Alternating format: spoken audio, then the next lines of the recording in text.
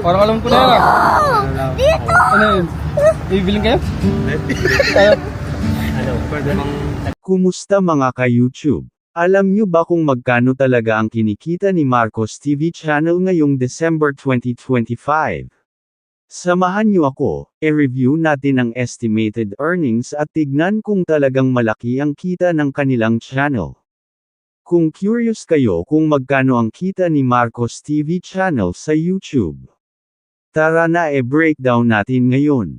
Stop scrolling. Ngayon, i-reveal natin ang estimated earnings ni Marcos TV channel at kung gaano kasikat ang kanilang vlog, at ang kanyang kinikita ngayong December 2025.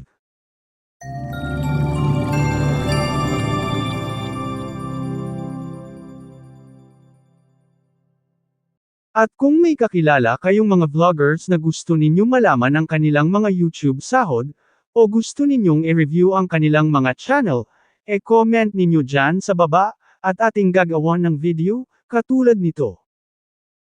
Disclaimer lang mga ka-idol, ang Social Blade ay isang public website na kung saan kahit sino ay pwedeng tumingin sa analytics at estimated earnings ng isang YouTuber or influencer. At dito na tayo sa kanyang official website sa Social Blade, dito ating makikita ang kanyang YouTube channel. May subscribers na itong umaabot ng 456,000, at may video views itong umaabot ng 74,403,223, at may upload video na itong umaabot ng 1,442,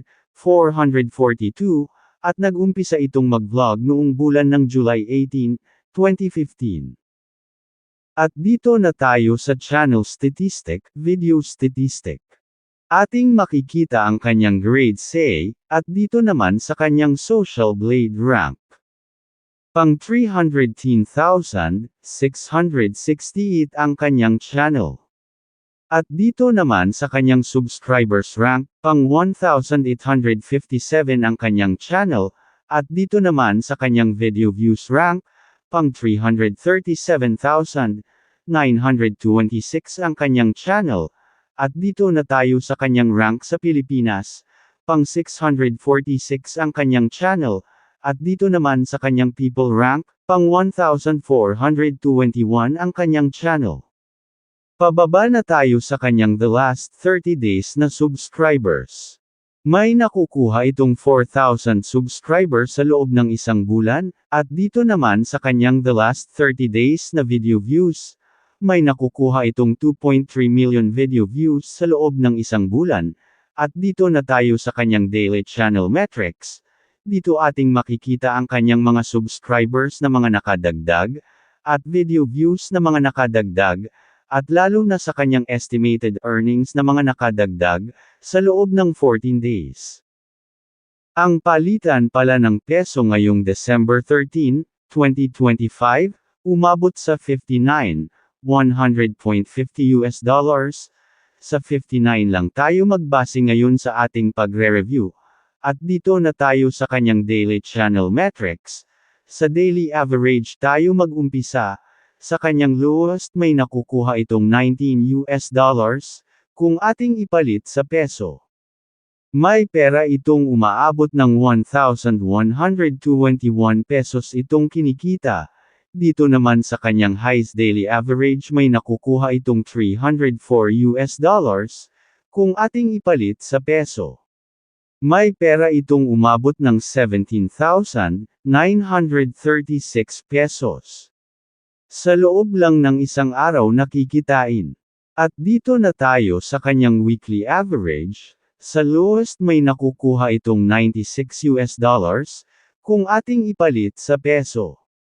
May pera itong umaabot ng 5,664 pesos, at dito naman sa kanyang highest weekly average may nakukuha itong 1,500 US dollars, kung ating ipalit sa peso. May pera itong umaabot ng 88,500 pesos itong kikitain sa loob ng isang linggo. At dito naman sa kanyang monthly estimated earnings, or estimated revenue, sa lowest may nakukuha itong 570 US dollars, kung ating ipalit sa peso. May pera itong umaabot ng 33,630 pesos. At dito naman sa kanyang highest monthly estimated earnings, may nakukuha itong $9,100 kung ating ipalit sa peso. May pera itong umaabot ng 536,900 pesos na kikitain sa loob ng isang bulan. Wow!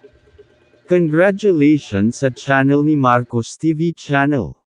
At kung nagustuhan mo ang ating ginawang pagre-review, huwag sana malimot mag-subscribe, like at comment ng ating mga videos. Maraming salamat po sa inyong lahat.